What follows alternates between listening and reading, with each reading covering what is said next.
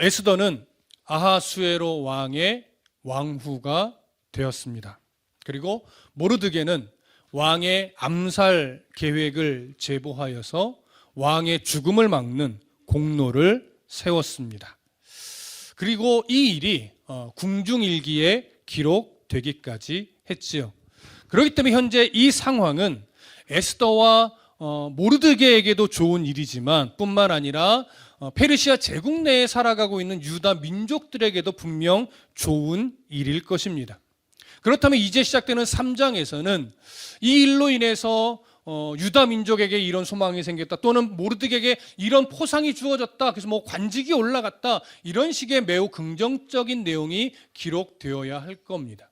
그런데 이상하게도 3장에서는 페르시아 제국 전역에서 살아가고 있는 유대인들에게 큰 위기가 올 수 있는 위험한 내용들이 기록이 됩니다. 오늘 그 부분을 살펴볼 겁니다. 자, 3장 1절 우리 다시 한번 읽겠습니다. 3장 1절입니다. 자, 시작.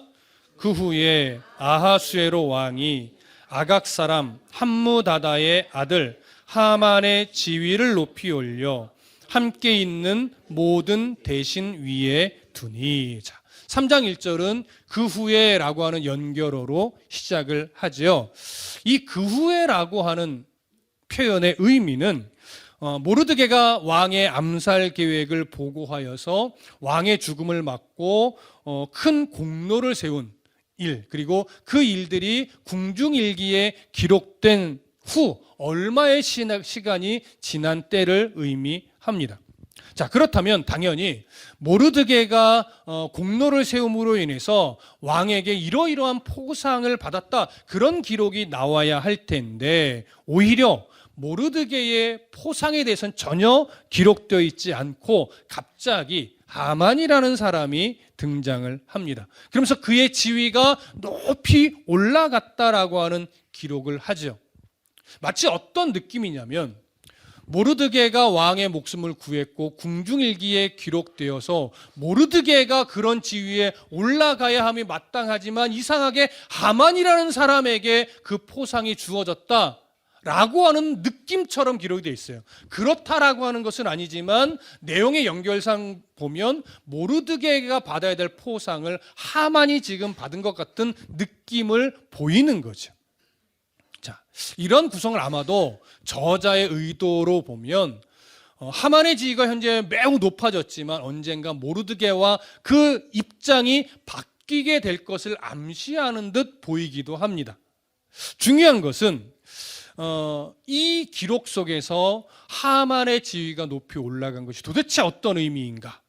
이런 것이 이제 확인되어야 하겠죠. 먼저 정리할 것은 오늘 그 후에라고 하는 표현은 모르드게가 왕의 목숨을 구한 사건과 그 사건이 궁중일기에 기록된 이후 얼마의 시간적 간격이 있는가, 이걸 좀 먼저 생각해 보실 필요가 있어요. 오늘 3장 1절과 같은 시기를 표현하고 있는 3장 7절에 보면 이때에 대해서 어떤 시기로 표현을 하냐면 아하수에로 왕 제12년이라는 표현을 하고 있어요. 그러니까 지금 하만이라는 사람의 지위가 높이 올라가게 된 때가 언제냐면 아하수에로 왕이 왕으로 즉위하여 통치한 지 12년 되었던 그 해 어느 때인가 일어난 일이라는 의미가 되죠. 그러면 생각해 보십시오. 에스더가 왕후가 되었을 때가 시기적으로 언제인지 기억하시나요? 에스더 2장 16절에 보면요, 이때에 대해서 이렇게 기록을 해요. 아하수에로 왕의 제7년 10월. 그러니까 아하수에로 왕이 통치한 지 7년째 되는 그 해에 에스더가 왕후가 되었고 모르드게가 왕의 목숨을 구하는 공로를 한 거죠. 자, 그렇다면 지금 시간적 간격이 몇 년 정도의 간격이 있어요? 대략 5년 정도의 간격이 있는 거예요. 자, 이해되시나요? 그러니까 에스더는 왕후가 된 지 5년이 지나갔을 무렵이고 아하수에로 왕은 통치를 시작한 지 12년째 되는 해인 거죠. 그래서 2장 23절의 내용과 3장 1절의 내용은 대략 5년 정도의 시간적 간격을 가지고 있습니다. 아하수에로 왕이 되고 나서 왕후 에스더가 폐위될 때가 통치 3년째였어요. 그러니까 그러니까 와스디는 3년 만에 폐위가 됐는데 현재 에스더는 몇 년째 왕으로 보내고 있어요? 5년째 왕으로 보내고 있어요. 이걸 보면 지금 에스더는 나름 꽤 오랜 시간 왕으로서의 삶을 살아내고 있는 거죠. 그런데 바로 이때 무슨 일이 있었던 거냐면 아하수에로 왕이 아각 사람 함무다다의 아들 하만의 지위를 높이 올려서 모든 대신 위에 두는 일이 벌어진 거예요. 여러분, 모든 대신 위에 두었다는 것은 어떤 의미가 되냐면요, 하만이라는 사람이 페르시아 제국의 서열 2인자가 됐다는 의미예요. 그러니까 서열 2인자가 됐다는 것은 바로 왕 아래에 있는 사람이라는 의미가 되잖아요. 엄청나게 지위가 올라간 거예요. 그런데 성경은요, 이 하만이라는 사람이 도대체 어떤 이유로 왕의 다음 서열까지 올라가게 된 것인지에 대해서는 언급이 없어요. 하지만 에스더의 이 내용들 뒤의 내용까지 연결해서 본다면요, 하만이라는 사람이 정상적인 방법과 정상적인 과정을 거쳐서 페르시아의 2인자까지 된 것으로 여겨지지는 않아요. 자, 그렇다면 도대체 이 하만이라는 사람은 어떤 인물일까? 우리가 좀 정리하고 본문을 보는 것이 좋겠죠. 자, 성경은 하만이라는 인물에 대해서 어떤 사람이라고 설명을 하냐면 아각 사람이라고 표현을 해요. 아각 사람. 아각 사람은 도대체 누구를 말하는 거냐? 이 아각 사람이란 표현에는요, 기본적으로는 아말렉 족속이라는 의미가 돼요. 이 아말렉 족속은 우리가 좀 익숙하지요.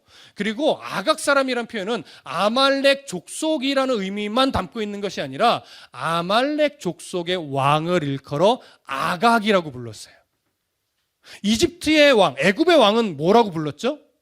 바로라고 불렀죠. 그래서 바로는 이름이 아니라 호칭이에요. 왕을 부르는 호칭.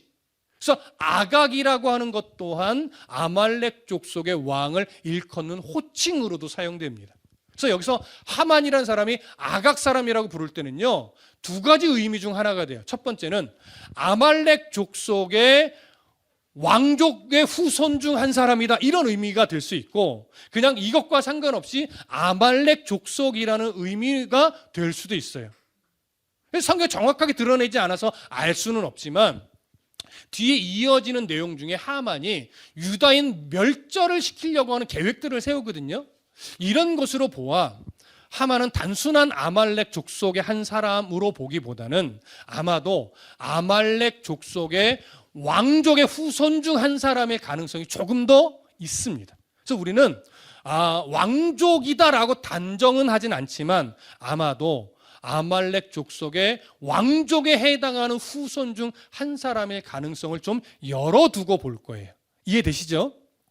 자, 그렇다면 이제 한 가지 더 정리될 것이 뭐냐면, 그렇다면 아말렉 족속과 이스라엘 백성은 도대체 어떤 관계에 놓여 있는 사이인가? 이걸 좀 정리해 보실 필요가 있어요.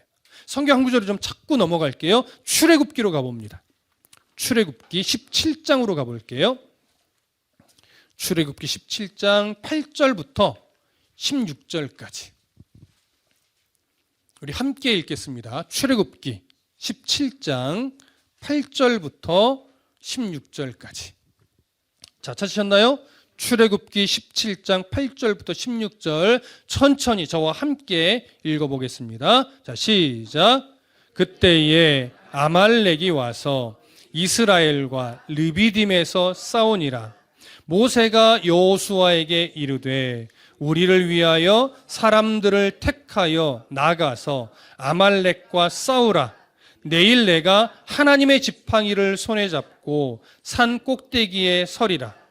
여호수아가 모세의 말대로 행하여 아말렉과 싸우고 모세와 아론과 훌은 산 꼭대기에 올라가서 모세가 손을 들면 이스라엘이 이기고 손을 내리면 아말렉이 이기더니 모세의 팔이 피곤함에 그들이 돌을 가져다가 모세의 아래 놓아 그가 그 위에 앉게 하고 아론과 훌이 한 사람은 이쪽에서 한 사람은 저쪽에서 모세의 손을 붙들어 올렸더니 그 손이 해가 지도록 내려오지 아니한지라. 여호수아가 칼날로 아말렉과 그 백성을 쳐서 무찌르니라. 여호와께서 모세에게 이르시되 이것을 책에 기록하여 기념하게 하고 여호수아의 귀에 외워 들리라. 내가 아말렉을 없이하여 천하에서 기억도 못하게 하리라.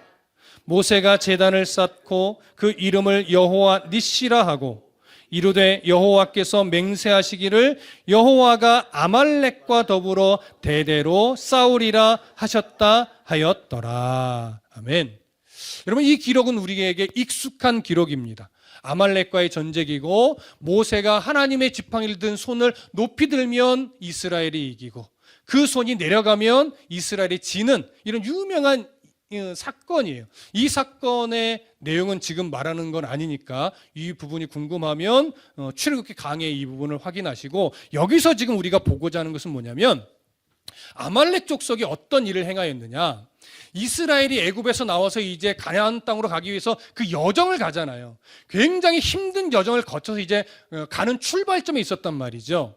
근데 이때 아말렉 족속이 아무 이유 없이 이스라엘을 공격하기 시작한 거예요. 근데 얼마나 야비하게 공격을 했냐면 이스라엘 백성의 그 긴 대열, 200만 명이 가는 그 긴 대열 중에 마지막 후미에 있는 대열을 공격했어요. 근데 마지막 후미에는 주로 어떤 사람들이 있었을까요? 어린아이들, 아픈 사람, 노인, 이런 분들이 천천히 보호를 받으며 가고 있었단 말이에요. 가장 연약한 이들이에요. 그런데 아말렉 족속의 그 가장 연약한 자들이 가고 있는 후미를 갑자기 공격해서 이들을 죽이는 일이 벌어진 거예요.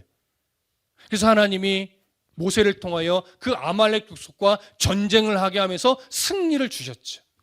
바로 출애굽 여정에서 싸웠던 첫 번째 전쟁이 이 아말렉과의 전쟁이었어요.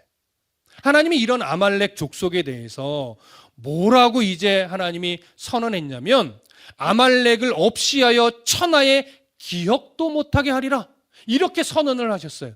그러면서 또 어떤 선언을 했냐면 아말렉과 더불어 대대로 싸울 것이라. 이건 뭐냐면 역사 속에서 이제 아말렉 족속과 이스라엘은요 영원히 대적하는 나라가 된 거예요. 누구의 선언에 의해서? 하나님의 선언에 의해서. 그래서 아말렉은 영원히 이스라엘과 원수의 나라가 되어 버렸던 겁니다. 그러니 보십시오. 오늘 이 페르시아 제국에서 등장하는 하만은 이스라엘과 하나님의 선언으로 인해 영원히 원수의 나라가 된 그 아말렉 사람의 후손이었던 거죠. 자, 이런 아말렉 족속, 출애굽 여정뿐만이 아니라 이스라엘 역사 속에 계속 등장을 하는데요. 사사 시대에도 한 기록 하나를 볼 수가 있어요. 사사기 3장 13절을 보면 어떤 기록이 있냐면 에글론이 암몬과 아말렉 자손들을 모아가지고 와서 이스라엘을 쳐서 종려나무 성읍을 점령한지라. 사사 시대에도 이 아말렉 족속은 이스라엘을 공격하는 일을 멈추지 않았었어요. 그리고 또 중요한 사건이 또 한 번 언제 터지냐면 사울 왕 때 또 큰 사건이 하나 벌어집니다. 성경 한 구절 더 찾아볼게요. 사무엘상 15장을 찾아보시죠. 구약 성경 사무엘상 15장입니다. 1절부터 3절까지. 사무엘상 15장 1절부터 3절까지 우리 함께 읽어보겠습니다. 구약 성경 사무엘상 15장 1절부터 3절까지 함께 읽습니다. 시작. 사무엘이 사울에게 이르되 여호와께서 나를 보내어 왕에게 기름을 부어 그의 백성 이스라엘 위에 왕으로 삼으셨은즉 이제 왕은 여호와의 말씀을 들으소서. 만군의 여호와께서 이같이 말씀하시기를 아말렉이 이스라엘에게 행한 일 곧 애굽에서 나올 때에 길에서 대적한 일로 내가 그들을 벌하노니 지금 가서 아말렉을 쳐서 그들의 모든 소유를 남기지 말고 진멸하되 남녀와 소아와 젖먹는 아이와 우양과 낙타와 나귀를 죽이라 하셨나이다 하니. 자, 이 기록이 어떤 의미의 기록입니까? 사울 왕 때에 하나님께서 선지자 사무엘을 통해서 주신 말씀인데 이제 가서 아말렉과 싸우라는 거예요. 근데 싸우는 이유가 뭐예요? 애굽에서 나올 때 그 아말렉 족속이 이스라엘 쳐서 공격한 그 사건으로 인해서 이제 하나님이 그들을 진멸하겠다는 거예요. 대가를 지불하게 하겠다는 거죠. 그래서 아말렉과 싸울 때 중요한 걸 말씀하셨어요. 어떻게 해요? 모두 다 죽여라. 남녀노소를 가리지 말고 다 죽여라. 가축들도 살리지 말고 다 죽여라. 이게 하나님의 명령이었어요. 이걸 헤렘의 전쟁이라고 해요. 헤렘의 전쟁은요, 사람의 전쟁이 아니라 하나님의 전쟁이기 때문에 그 어떤 것도 사람이 취해서는 안 되는 거예요. 생명이 있는 것은 죽이고 불에 타는 것은 태워야 돼요. 생명도 없고 불에 타지도 않는 보석류는 어디에 넣어야 돼요? 여호와의 곳간에 다 넣어야 돼요. 그 대표적 사건이 여리고성 전쟁이었어요. 기억하시죠? 자, 그렇기 때문에 이 전쟁은 지금 이스라엘이 나가서 싸우기는 하지만 전쟁의 주체는 사람이 아니라 하나님이에요. 하나님이 친히 싸우시는 전쟁이고 하나님이 승리를 약속해 주신 그런 전쟁이란 말이에요. 그러니까 사울 왕은 이 전쟁을 할 때 철저하게 하나님의 전쟁이라는 것을 기억하고 하나님이 말씀하신 대로 남녀노소를 다 죽였어야 돼요. 이건 인정으로 싸우는 전쟁이 아니라고요. 하나님이 원수를 심판하는 전쟁이에요. 그래서 생명을 다 죽여야 돼요. 가축줄도 절대 살려서는 안 돼요. 만일 이때 사울왕이 하나님의 명령대로 올바르게 순종하여 이 아말렉 족속을 진멸했으면요, 이때 아말렉과의 관계 정리가 끝나는 거예요. 근데 사울왕이 어떻게 했어요? 아가광을 죽이지 않았어요. 끌고 왔어요. 죽였어야 됐는데. 그리고 변명했죠.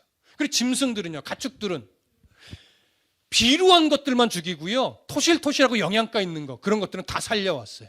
그래서 또 변명을 했어요. 제가 하나님께 제물로 드리려고 갖고 왔어요. 이거 완전한 변명이죠. 하나님께 통하겠냐고요. 그래서 하나님이 이때 사울왕을 버리겠다라고 하나님이 선언하셨습니다. 그리고 아가광은 사울 왕의 손에 죽지 않고요, 사무엘 선지자의 손에 죽였어요. 그래서 그 이후 역사에서 이때 아말렉과의 관계가 정리되지 않았기 때문에 이후의 역사에서도 계속해서 아말렉은 이스라엘과 적대 관계를 가지게 되었던 거죠. 오늘 본문에 등장하는 아각 사람 하만은요, 결국 아말렉과 이스라엘의 적대적인 관계가 지금까지도 유지되고 있음을 보여주는 것이고, 이 하만의 등장은 개인적인 모르드게와 하만의 관계라는 시선으로 봐야 될 문제가 아니라 이런 역사적 배경을 가지고 있기 때문에 이스라엘과 아말렉 족속의 적대 관계라는 시선으로 이 본문을 봐야 이해가 되는 거예요. 무슨 말씀인지 이해되시겠죠? 그래서 지금 하만이라는 이 아말렉 족속의 사람이 페르시아의 2인자가 됐다는 이 기록은 앞으로 이스라엘을 정말 큰 위기에 빠뜨릴 수 있는 아주 중대한 사건이 되는 거예요. 그런 시선으로 이제 본문을 보셔야 됩니다. 여기서 한 가지만 더 정리할게요. 지금 페르시아 제국 안에서 아말렉 족속은요, 마치 이스라엘처럼 그저 속국 중에 한 나라일 뿐이에요. 근데 그런 속국 중에 한 나라의 사람인 하만이라는 인물이 어떻게 페르시아 제국의 2인자까지 올라갈 수 있었던 것일까요? 그 이유가 있어요. 페르시아 제국은 이미 그 왕을 거쳐서 벌써 세 번째 왕까지 오잖아요. 그러면서 이미 페르시아 제국은 그냥 다문화 나라가 되어버렸어요. 그러다 보니까 왕의 자리까지는 올라가기 어려워도 왕의 다음 서열 2위까지는 능력만 있으면, 얼마든지 속국의 사람이라도 능력만 있다면 올라갈 수 있는 시대가 되어버렸던 거예요. 그러니까 이런 시대에 하만이라는 사람이 갑자기 툭 등장해서 페르시아 제국의 2인자까지 올라가게 됐던 겁니다. 자, 상황적으로 이해되시겠죠? 자, 이제 다시 본문으로 들어갈게요. 2절부터 봅니다. 에스더 3장 2절부터 4절까지 우리 함께 읽겠습니다. 2절부터 4절 함께 읽습니다. 시작. 대궐문에 있는 왕의 모든 신하들이 다 왕의 명령대로 하만에게 꿇어 절하되 모르드게는 꿇지도 아니하고 절하지도 아니하니 대궐문에 있는 왕의 신하들이 모르드게에게 이르되 너는 어찌하여 왕의 명령을 거역하느냐 하고 날마다 권하되 모르드게가 듣지 아니하고 자기는 유다인임을 알렸더니 그들이 모르드게의 일이 어찌 되나 보고자 하여 하만에게 전하였더라. 자, 여기 보니까 왕의 명령으로 페르시아 제국의 2인자가 된 하만에게 모든 신하들은 꿇어 엎드려 절을 해라, 이렇게 명령이 떨어진 거예요.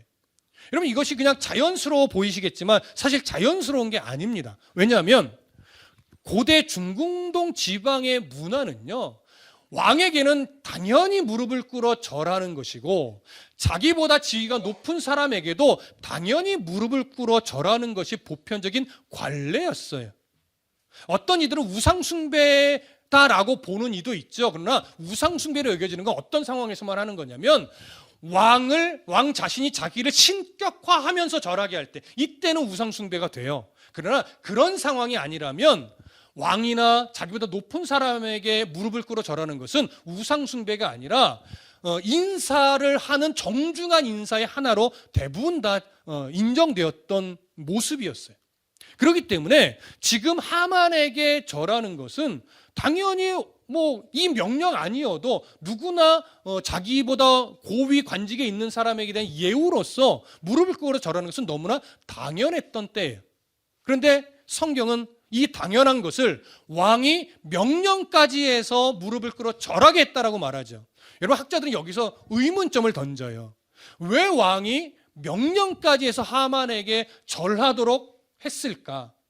그러다 보니까 이제 어떤 견해들이 보편적으로 인정이 되냐면, 하만이 서열 2위 자리에 올라갈 때 앞에서 잠깐 언급했듯이 정상적인 과정과 정상적인 상황으로 차근차근 올라선 것이 아닐 것이라고 봐요. 왜냐하면 뒤로 가면요, 어떤 내용이 있냐면 하만이 유다인 말살 정책을 통과시키기 위해서 왕에게 뭘 요구하냐면 어마어마한 금액의 돈을 왕의 금고에 제가 바치겠다라고 약속하는 장면이 나와요. 왕은 그것을 거절하는 듯 사실은 보이지만 그것 때문에 허락을 해요. 왜냐하면 유다 민족 좀 말살되는 거 아하수라 영에는 아무것도 아니거든요. 그러니까 돈을 그만큼 준다고? 알았어. 이스라엘 족속 별거 아니야, 맘대로 해. 이런 상황이 벌어졌던 거죠. 이런 하만의 성향으로 보아서 지금 서열 2위 자리에 올라섰을 때는 분명 그 이면에 불합리함과 로비와 뭔가 정치적인 커넥션이 있었을 것으로 대부분 봐요. 그러니까 지금 하만이 서열 2위로 갑자기 툭 올라갔을 때 불만이 생길 수도 있고 뭔가 대적하는 일이 생길 수도 있기 때문에 그러지 못하게 하기 위해서 왕이 자신의 명령으로 하만에게 무릎 꿇어 절하라 라고 하면서 다른 신하들을 복종시키는 모습으로 보는 거죠. 자, 이해되시죠? 상황적으로. 자, 그렇게 해서 하만은 왕의 명령에 따라 모든 신하들이 절하도록 상황을 만들었습니다. 그러니까 이제 대궐문을 지날 때 모든 신하들은 다 하만에게 무릎을 꿇어 절해야 되는 상황이 된 거죠. 근데 보편적으로 너무나 많기 때문에요, 한두 사람 절하지 않는다고 해서 사실 티는 안 나요. 그러니까 하만도 모르드게에게 이제 절하지 않는 상황이 벌어졌을 때 사실은 하만은 모르고 있었어요. 자, 이런 상황을 조금 더 볼게요. 3장을 다시 보시면 3장 2절에 이렇게 기록되어 있죠. 대궐문에 있는 왕의 모든 신하들이 다 왕의 명령대로 하만에게 꿇어 절하되, 이 사람들은 당연한 거니까 거부할 이유가 없는 거예요. 다 꿇어 절했어요. 그런데 모르드게는 꿇지도 아니하고 절하지도 아니했다라고 말하죠. 그 다음 구절을 보세요. 3절에 보니까 대궐문에 있는 왕의 신하들이 모르드게에게 이르되 너는 어찌하여 왕의 명령을 거역하느냐, 이렇게 말해요. 이게 무슨 말이냐면 모르드게가 평상시와는 달리 이상하게 왕의 명령까지 떨어진 상황에서 하만에게 절을 안 하는 거예요. 그러니까 옆에 함께 있던 동료 신하들이 불편한 거죠. 왜냐하면 불똥이 자기들에게까지도 튈 수 있으니까 불편한 거예요. 그래서 너는 왜 절을 안 하냐, 왕의 명령까지 떨어졌는데, 이렇게 말하는 거예요. 아마 그 당시에는 모르드게가 대충 얼버무렸을 거예요. 그런데 여러 날 하만에게 절하지 않는 일이 계속 벌어지니까 이 동료 신하들이 이제 뭐라고 얘기하냐면 4절 보세요. 날마다 권하되 모르드게가 듣지 아니하고 자기는 유다인임을 알렸다라고 이야기해요. 이 말은 뭐냐면 모르드게가 자기가 유다인이라는 사실을 아직도 동료들에게 잘 말하지 않았었단 얘기예요. 근데 모르드게는 자기의 어떤 그 신념 때문에 하만에게 절하지 않고 있었으니까 다른 신하들이 좀 화가 난 거예요. 너 때문에 우리까지 위험에 빠지면 어떻게 하려고 자꾸 절하지 않느냐, 빨리 절해라, 자꾸 채근을 한 거죠. 근데 이게 이제 심해지니까 모르드게가 뭐라고 이야기를 해요? 내가 유다인이기 때문이다 라고 얘기를 하는 거예요.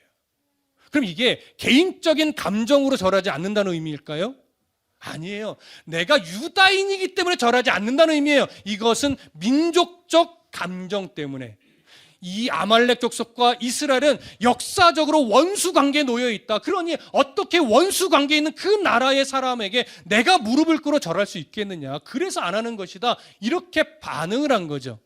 이 말을 들은 동료 신하들이 그렇구나, 알았어, 조심해, 그러면 이렇게 반응했으면 다행이었을 텐데 그렇게 반응하지 않고요. 4절 중간부터 보면 이렇게 반응했대. 그들이 모르드게의 일이 어찌 되나 보고자 하여 하만에게 전하였더라. 풀어서 설명하면 이런 거예요. 그래? 그러면 네가 언제까지 하만에게 절하지 않고 버틸 수 있는지 내가 지켜볼게. 그러고서 하만에게 절하지 않았다는 사실을 하만에게 고자질을 했다는 얘기예요. 드디어 이제 하만이 알게 된 거죠. 자기에게 절하지 않는 사람이 생겼다는 것을 알게 된 거예요. 그러니까 이제 마음에 뭐가 생기겠어요? 분노가 생기겠죠. 이걸 볼 때 신하들 안에서도 유다인에 대한 반감이 굉장히 많이 서려 있다는 것을 우리가 여기서 알 수가 있는 거예요. 그러니까 모르드게 자신도 유다인임을 밝히지 않았었고 에스더에게도 네가 왕후가 될 때까지, 왕후가 되어서도 한동안은 네가 유다 민족이라는 것을 말하지 말라라고 당부한 이유가 여기에 있었던 거죠. 이해되시죠? 자, 그렇기 때문에 우리는 지금 모르드게가 하만에게 무릎을 꿇어 전하지 않았던 것이 단순하게 개인적 감정이나 개인적 신념의 문제를 넘어서서 민족적 관계로 인해서 절하지 않은 것이라는 것을 이제 우리가 정리를 하게 됐습니다. 그럼 이제 조금 더 어떻게 성경이 진행되나 볼게요. 5절과 6절, 에스더 3장 5절과 6절을 함께 읽겠습니다. 시작. 하만이 모르드게가 무릎을 꿇지도 아니하고 절하지도 아니함을 보고 매우 노하더니 그들이 모르드게의 민족을 하만에게 알림으로 하만이 모르드게만 죽이는 것이 부족하다고 생각하고 아하수에로의 온 나라에 있는 유다인 곧 모르드게의 민족을 다 멸하고자 하더라. 자, 분위기가 이제 이해되십니까? 하만이 이 사실을 알고 이제 모르드게라는 사람을 보게 됐겠죠. 근데 정말 모르드게가 절하지 않는 거예요. 그때 화가 머리끝까지 올라와서 모르드게를 죽이려고 했어요. 죽이려고 마음을 품은 거죠. 근데 그때 신하들이 또 하나의 정보를 줘요. 하만이시여, 모르드게가 유다 민족입니다. 그랬더니 하만의 생각이 또 바뀌는 거예요. 그래? 그러면 저놈 하나 죽이는 것으로 끝낼 수 없지.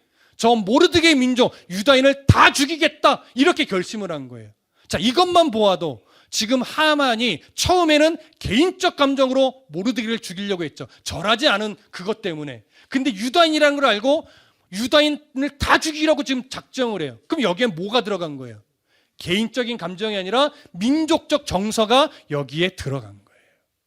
그래서 모르드게가 유다인이라는 것을 알고 하만은 이제 모르드게 개인만 죽이는 것으로 만족이 되지 않아요. 이제 유다인, 페르시아 제국 내에 있는 모든 유다인을 다 죽이겠다. 그 계획을 내가 이제부터 세우겠다라고 작정을 한 거예요. 그래서 우리는 이 하만과 관련된 이 에스더의 내용을요, 단순하게 모르드게와 하만의 감정 싸움으로 볼 수 없는 거예요.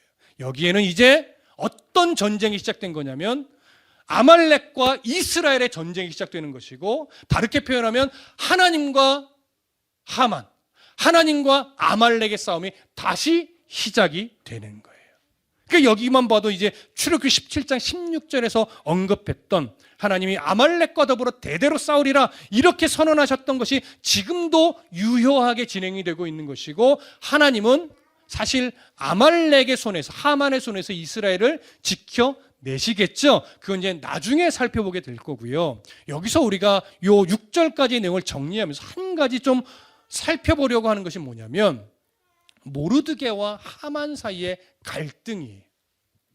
여러분, 모르드게는 이스라엘에서 태어나서 페르시아 제국으로 끌려간 인물이 아니에요. 우리가 초반에도 정리했듯이 페르시아 제국으로 포로가 되어 끌려갔던 부모 밑에서 태어나서 자라서 페르시아의 관리까지 된 사람이에요. 그러니까 모르드게는 사실 이스라엘의 언어보다 페르시아 언어가 훨씬 더 자연스러울 거예요. 그리고 페르시아 문화에 이미 너무나 많이 익숙해져 있고 사실 상당 부분은 타협이 되어 있을 거예요.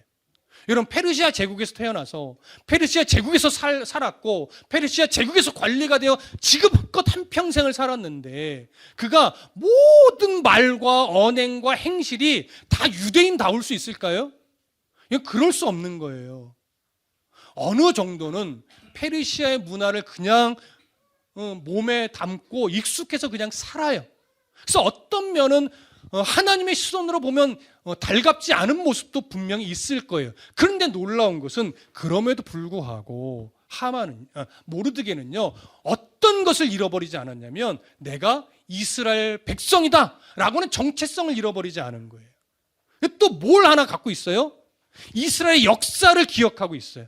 그러다 보니까 그 역사 속에서 아말렉과 이스라엘이 어떤 관계인지를 분명하게 아니까 그 이스라엘이라는 정체성과 그 정체성을 가지고 아말렉이라는 족속을 바라볼 때 그들과 영원히 하나님이 원수라고 선언했다는 것까지 기억하면서 하고 있으니까 하만에게만큼은 절할 수 없는 거였죠. 그런데 잘 생각해 보십시오.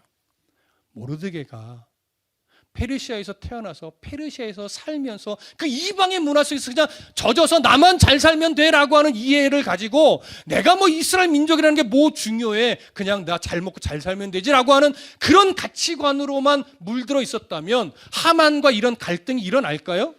안 일어나죠. 일어날 이유가 없죠. 그냥 전하면 되는데 그게 뭐라고, 그냥 나는 그냥 윗사람에게 인사한 건데 그게 뭐가 문제가 되겠어요? 그럼 아무런 갈등이 일어나지도 않고 그저 계속해서 편안하게 살 거예요. 근데 하만과 왜 이런 갈등이 생겨요? 나는 페르시아 제국에서 살고 있지만 이스라엘 백성이라는 정체성을 잃어버리지 않고 새겼기 때문에, 그리고 이스라엘의 역사를 기억하고 하나님 앞에서 어떤 삶을 살아가야 될지 그래도 그 상황 속에서 가지고 있는 기준이 분명했기 때문에 하만과의 갈등이 생겼던 거라고요. 여러분, 우리는 그리스도인이잖아요. 예수 그리스도의 피로 죄 씻음을 받고 하나님 나라의 상속자가 되어서 우리는 영원한 하나님의 나라를 바라보는 사람이에요. 그렇기 때문에 성경에서 가르친 대로 이 땅은 나그네의 삶이며 그 하나님의 나라에서 더 올바르게 살아가기 위해서 성화의 훈련을 받는 이 땅의 삶인 걸 우리는 지식적으로 알고 있죠. 그렇게 훈련받아서 주님 오실 때, 아니면 내 개인적인 종말이 이를 때 하나님을 만나서 이제 우리의 진짜 삶은 하나님 나라에서의 영원한 삶이라는 걸 우리는 믿음으로 가지고 살아간단 말이에요. 그러기 때문에 그 하나님 나라의 백성이고 성경에서 말하는 가치를 가지고 살아가야 하는 그리스도인이라는 정체성이 내 안에 분명하니까 세상에서 살아갈 때 보편적으로는 문제가 없으나 한 번씩 갈등의 상황이 생겨야 안 생겨요? 생기죠. 왜? 내가 그리스도인이라는 걸 내가 놓치지 않으니까. 여전히 우리는 세상을 살아갈 때요, 모든 말과 행실이 다 그리스도인답지는 않아요. 저도 목사지만 제가 눈으로 보고 입으로 무엇인가 말하고 손과 발로 어딘가를 가고 행동을 할 때요, 모든 것이 목사답지 않아요, 여러분. 제가 저번에도 그런 말씀 드렸죠. 여러분들이 제 머릿속에 생각하는 모든 것을 보게 된다면 여러분들은 저를 목사로 인정하지 않을 거예요. 아마 저를 향해서 욕하지 않으면 다행일걸요. 저런 인간이 무슨 목사라고 하면서 저에게 등을 지게 될 거예요. 제 머릿속에 스쳐 지나가는 수많은 생각들을 여러분들이 다 보고 들으실 수 있다면. 저도 그렇다고요. 그럼 여러분들은 생각과 말과 행실 모두가 다 예수를 믿는 그리스도인다우신가요? 아니요. 이 세상을 살아가는 동안 우리는 이 세상의 가치 안에서 수없이 충돌을 하고 부딪히고 현실의 무게를 안고, 학생은 학생의 위치에서, 청년은 청년의 위치에서, 또 부모는 부모의 위치에서 이 현실을 살아내면서 수많은 갈등의 상황을 부딪힌다고요. 어쩔 때는 타협을 할 수밖에 없는 상황도 생기고요. 어쩔 때는 절대 용납이 안 돼서 그 갈등을 겪으면서도 그냥 견디는 사람도 있고. 여러 모습으로 우리는 살아가요. 그럼에도 불구하고 분명한 건 뭐예요? 우리는 예수를 믿는 그리스도인이라는 거죠.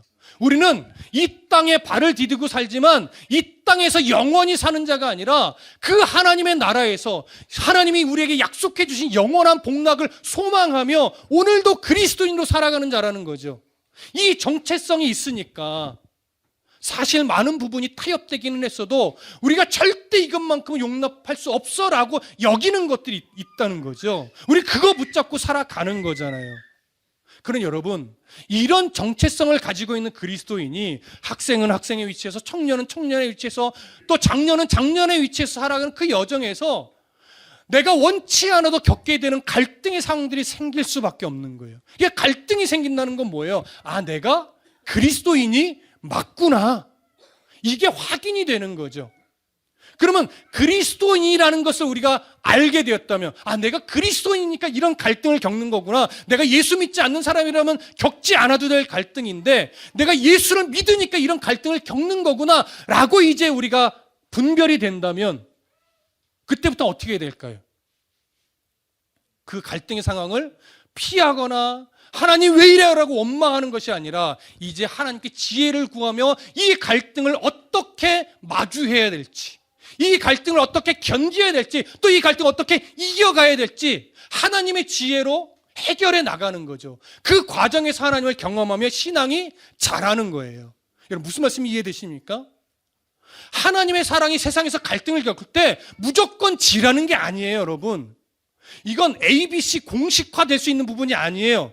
하나님 앞에서 그 갈등을 마주하면서 무조건 피하지 말고 무조건 싸우려고만 하지 말고 하나님 지혜를 주십시오. 이 갈등의 상황을 마주할 때 나는 그리스도인인데 어떻게 하는 것이 하나님의 영광을 드러낼 수 있을까요? 때로는 그래서 나를 죽일 수도 있어요. 때로는 그래서 목숨 걸고 싸울 수도 있어요. 때로는 그래서 기꺼이 내가 그냥 손해볼 수도 있어요. 내 자존심을 구길 수도 있어요. 하지만 절대 놓칠 수 없고 끝까지 내가 대적해야만 하는 경우도 있는 거예요. 이럴 땐 이렇게 하십시오. 이건 목사는 할 수가 없어요. 본인이 그 갈등의 상황을 마주하면서 하나님 앞에 기도하고 지혜를 구하며 이 갈등의 상황을 어떻게 마주할 것인가, 이거 본인과 하나님 사이에서 해결해 가는 거예요. 그 과정에서 좀 하나님이 이렇게 섭리하셨던 거구나를 깨닫게 되면 거기서 신앙이 자라요. 그래서 여러분, 그리스도인의 정체성을 잃어버리지 않고 살아갈 때 갈등이 일어나는 건 당연한 거예요. 교회 밖에서, 때로는 교회 안에서, 어디서든지 갈등의 상황은 마주합니다. 목회의 내용에서도 갈등이 있고 성도와 성도의 관계에서도 갈등은 있어요. 하지만 뭐가 다를까요? 세상은 지지 않기 위해서 온갖 수단과 방법을 다 동원하죠. 하지만 그리스도인은 지지 않기 위해서가 아니라 어떻게 하면 하나님의 선하심과 아름다우심과 전능하심을 드러낼 수 있을까, 이 기준으로 고민하고 하나님의 지혜를 구해요. 그래서 하나님이 드러난다면 기꺼이 나를 죽일 수도 있는 거죠. 하나님이 드러난다면 기꺼이 내가 포기할 수도 있는 거죠. 하나님이 드러난다면 나의 자존심 뭉개지는 것처럼 문제 아니다라고 여길 수도 있는 거죠. 하지만 하나님을 드러내기 위해서 끝까지 목숨 걸고 지켜야 되는 것도 생기는 거예요. 그게 갈등의 상황을 마주하는 그리스도인의 태도이고 역할이고 자세인 거죠. 여러분, 끊임없이 지혜를 구하십시오. 하만에게 알림으로 갈등의 상황이 생겼듯이 내가 그리스도인이라면 어디서든 누구와의 관계에서든 어떤 이유로든 갈등은 생겨납니다. 거기서 어떻게 해야 될지는, 그 갈등의 상황을 어떻게 해결해 가야 될지는 여러분들이 하나님께 기도하고 하나님이 주신 지혜를 가지고 반응하십시오. 하나님 분명 도우실 겁니다. 하나님 외면하시는 하나님이 아니에요. 하나님은 지혜를 주실 것이고 거기서 은혜를 주실 것이고 하나님이 이긴다는 것이 무엇인지를 경험하게 할 겁니다. 그 속에서 정말로 하나님의 승리를 경험해내는 저와 여러분 되기를 간절히 소망하고 축복합니다. 기도하겠습니다.